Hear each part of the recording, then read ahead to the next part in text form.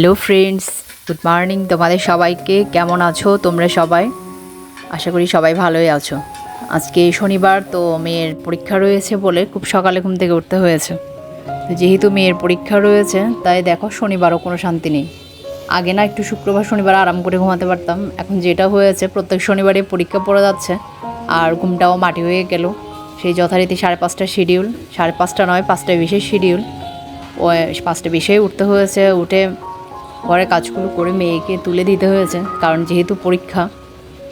তো এখন মেয়ে চলে গেল, মেয়েকে তো রেডি করে দিলাম, খাবার দাবার খাইয়ে রেডি করে স্কুলে পাঠিয়ে দিয়েছি। ও ওর বাবার সাথে স্কুলে চলে গেছে। এখন ও যাওয়ার পর আমি বারান্দায় একটু দাঁড়িয়েছি, দেখলাম যে খুব সুন্দর পাখি আমাদের আমরা আমরা যে ফ্লোরে আছি আর কি।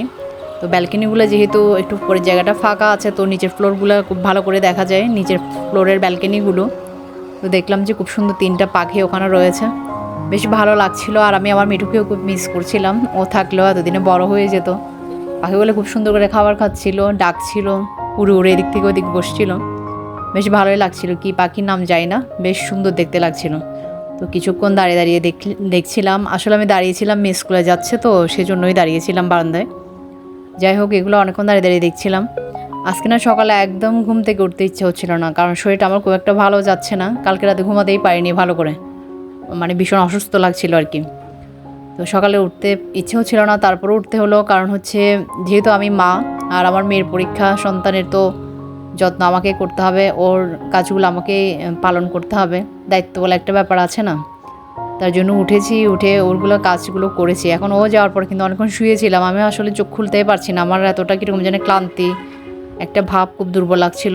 তো অনেকক্ষণ শুয়েছিলাম, আবার ওকে তো আনতে যেতে হবে, সেজন্য উঠে একটু কাজ করতে শুরু করলাম। কাজগুলো গুছাতে হবে, কারণ ওর যেহেতু তাদের ছুটি হয়ে যাবে, তার জন্য ভাবলাম যে কিছু কাজ করে যায়, না হলে আবার এগুলো এসে কখন করবো। আজকে আবার ওর নাচের ক্লাসও রয়েছে, আবার টানা পরীক্ষাও, প্রতিদিন এখন টানা পরীক্ষা, এখন আর কোনো ছুটি নেই। প্রথম দিকে দেখো 4 দিন বন্ধ দিয়ে দিয়েছিল, একটা পরীক্ষার পর 4 দিন বন্ধ ছিল, এখন লাস্টে কী হলো, টানা পরীক্ষা দিয়ে দিয়েছে। মানে একটু যে ভালো করে রিভিশন দেবে তারও কোনো সুযোগ নেই।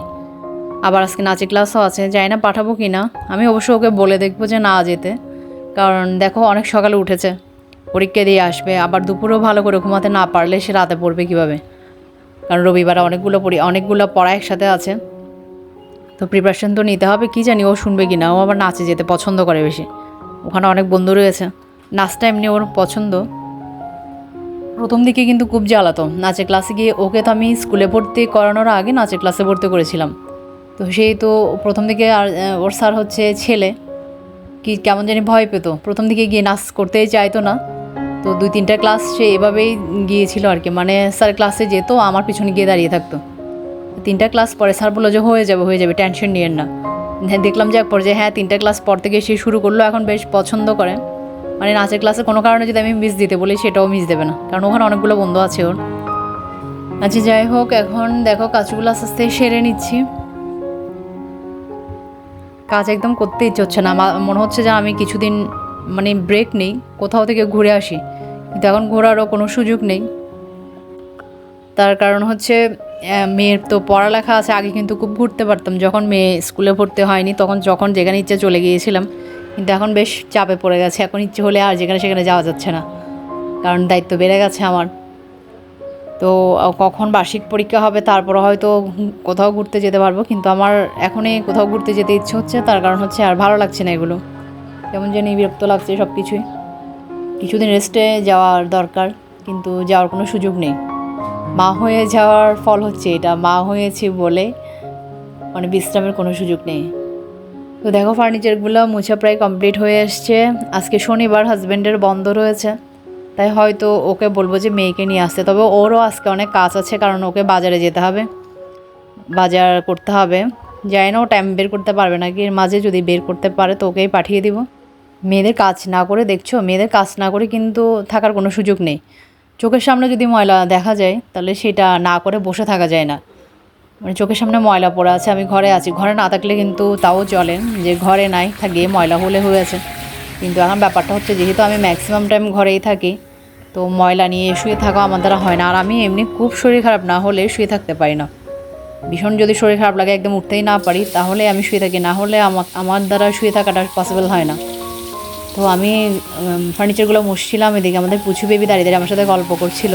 ও মোটামুটি ঘরে থাকলে আমার পিছনে পিছনে থাকে, আর মাম্মি এটা কী হয়েছে ওটা কী হয়েছে জিজ্ঞেস করতে থাকে। ওকেও আমি ডেকে বললাম যে চল, বারান্দায় পাখি এসছে, খুব খুশি হয়ে গেছে, ভেবেছে যে আমি মনে হয় পাখি কিনে এনেছি। আসলে আমাদের মিঠুটা মারা যাওয়ার পর থেকে না ওরা ভাই বোন দুজনেই শুরু করেছে আরেকটা পাখি কিনে দাও।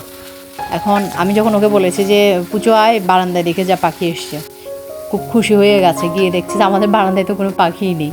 তো বললাম যে এগুলো আমাদের বারান্দায় না, নিচের বারান্দায়, চল গিয়ে দেখি। ওকে দেখিয়েছি, এরপর আমাকে শুরু করেছে মাম্মি কখন আবার পাখি আসবে আমাদের বাসায়, কখন কিনে দেবে, এটা শুরু করেছে। আমি বলছি আর কিছুদিন ওয়েট কর, তারপর কিনে দিব। এরপর দেখো রান্না করে এসেছি। রান্না যদিও আমি করছি না, কারণ আমি শরীরে পারছিও না আর আমার টাইমও নেই। তার থেকে বড় কথা হচ্ছে যে রান্না ম্যাক্সিমাম টাইম মাই করে, মা করে, মা না পারলে কোনো দিন হয়তো আমি করি। এখন দেখো আমি স্কুল থেকে চলে এসেছি, আমি কিন্তু স্কুল থেকে আনতে যাইনি, এই যে বললাম ভালো লাগছে না, তো আমার হাজব্যান্ড গিয়ে ওকে নিয়ে আসলো।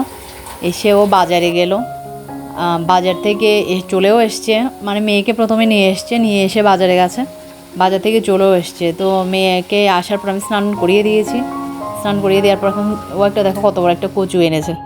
তো এটা দেখে বলছে যে মেয়ে পাশে দাঁড়িয়েছে, দাঁড়িয়ে আমাকে বলছে মা দেখো কচুটা কত বড়, আমার থেকেও বড়, মানে মাপ দিয়ে দিয়ে দেখছিল আর কি যে কচুটা লম্বা নাকি ও লম্বা। দুষ্টুমিরা শেষ নাই ওদের। ভাই বোন এটা নিয়ে একবার ঝগড়াও লেগে গেল, ভাই বলছে যে আমি দাঁড়াবো, বোন বলছে আমি দাঁড়াবো। যাই হোক ঝগড়াঝাটিও একবার হয়ে গেল, হয়ে যাওয়ার পর দুজন দুই দিকে চলে গেল। আর এদিকে দেখো বাজার কি এসছে, বাজারগুলো এখন বের করেছে। কিছু মাছ নিয়ে এসছে, প্রতিবার বাজার করতে গেলে মানে 2বার বাজার করতে হয়, 15 দিন করে, মানে 15 দিনের জন্য করে বাজার নিয়ে আসে, মাছগুলোই মিনিমাম নিয়ে আসে। চকবাজার থেকে বাজার করতে যাই, তো 15 দিনের বাজার একসাথে নিয়ে আসে, কারণ ছুটি থাকে না, বাজার করতে গেলে একটু টাইম লাগে। তো শুক্রবার বা শনিবার তার যে কোনো একদিন গিয়ে বাজার করে নিয়ে আসি, বেশি করে মাছ নিয়ে আসে যেন 15 দিন চলে যায়। আর মুরগি ডিম যেগুলো লাগে এগুলো আমাদের এইখান থেকে, এই এরিয়া থেকেই নিয়ে নেয়। তো এখন বাজারে গেলে প্রতিবার 15 দিন 5,000 টাকা নিয়ে গেলে কিন্তু অনেক মাছ নিয়ে আসতে পারে। আর এবার দেখো 5,000 টাকার বাজার করেছে, মাত্র 3টা না 4টা আইটেমের মাছ আনতে পেরেছে। এগুলো এক সপ্তাহের মধ্যে শেষ হয়ে যাবে, যেখানে 5,000 টাকার মাছ আনলে প্রায় 15 দিনের মতো চলে যায়। 15 দিন না গেলেও 10-12 দিন তো যায়, তার সাথে ডিম তো থাকে আর চিকেনও আনা হয়, হয়ে যায় 15 দিনের মতো চলে যায়। কিন্তু এবারের অবস্থা দেখো, অল্প কয়টা মাছ 5,000 টাকা দিয়ে এসছে। মানে ভাবছি যে দেশ স্বাধীন হয়ে গেল, জিনিসপত্রের দাম কোথায় কমে যাবে, সেখানে প্রচুর দাম, মানে দাম আরও বেড়ে গেছে। এটা কী ধরনের স্বাধীনতা বুঝলাম না, গরিবরা মনে হয় না খেয়ে মরে যাবে, এত বেশি দাম। আর ইলিশের কথা কী বা বলবো, এটা তো ধরা জোয়ার বাইরে বলতে গেলে, মানে ইলিশ গরিব মানুষরা ধরতেই পারবে না, এত প্রচুর দাম, কীভাবে খাবে বলো। আমাদের দেশে ইলিশ, কিন্তু আমাদের এই খাওয়ার কোনো সুযোগ নেই, এত বেশি দাম দিয়ে তো সবাই, মানে সবার দ্বারা সবসময় খাওয়া সম্ভব নয়।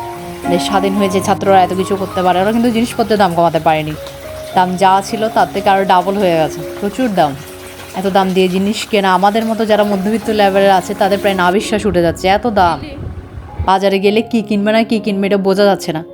সামান্য আলু কিনতে গেলেও 60-70-80 টাকা চলে যাচ্ছে 1 কেজি আলু, তার মধ্যে যখন কাটতে যাই ম্যাক্সিমামগুলোই পচা থাকে ভিতরে।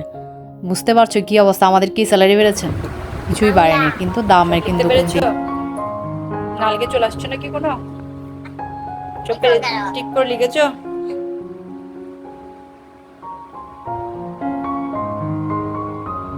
কাকা ওটা মুখের মধ্যে একসাথে দিয়ে দিয়েছে।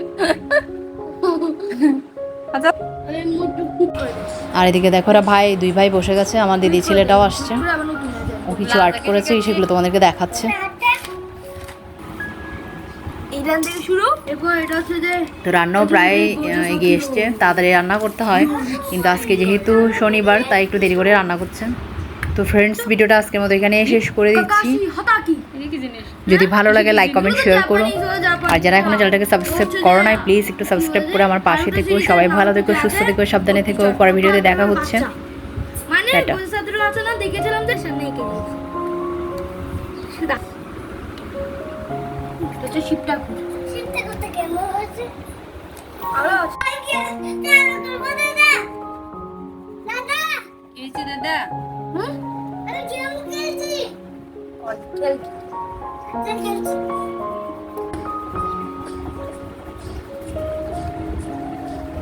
এদের হবে না।